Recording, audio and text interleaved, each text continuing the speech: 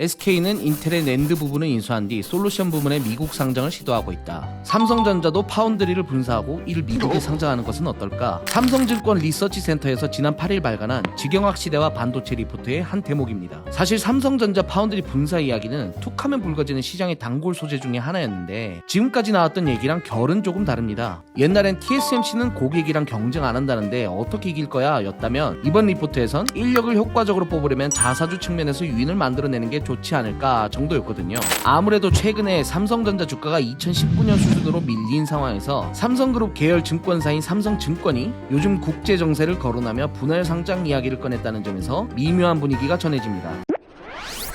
사실 해당 리포트 본 주제에서 격가지에 불과하고 연구원의 주관이 담긴 아이디어의 하나라는 점에서 이렇게까지 주목할 필요가 있나 싶긴 합니다. 근데 성장사업부 물적 분할해서 시장에 상장한다? 이거 지난 2년 동안 시장에서 잡음이 상당했던 이슈거든요. 코스피 기둥뿌리 뽑아서 나스닥에 옮겨 심으란 거냐, 이제 한국 증시는 껍데기 지주사만 남겨놓는 척박한 땅이 되는 거냐 등등 벌써부터 민감하게 받아들이는 반응이 나옵니다. 지금까지 한국 주식시장 생태계를 알고 있는 사람이라면 상식적으로 또 현실적으로 실행 불가능한 아이디어라는 얘기들을 많이 합니다. 다른 곳도 아니고 삼성전자 파운드리인데 거래소 같은 정부당국에서 가만히 있을까? 코스피 내 삼성전자 비중을 생각하면 시장에 미칠 여파가 상상을 초월할 텐데 하락장에 이런 무리수를 두려고 할까? 여론이 악화하면 정치권에서부터 제동을 걸지 않을까 등등. 지금까지 분할 상장한다고 한 기업들이 성적표상으로는 주주이익에 크게 도움을 주지 못한 것이 사실이거든요.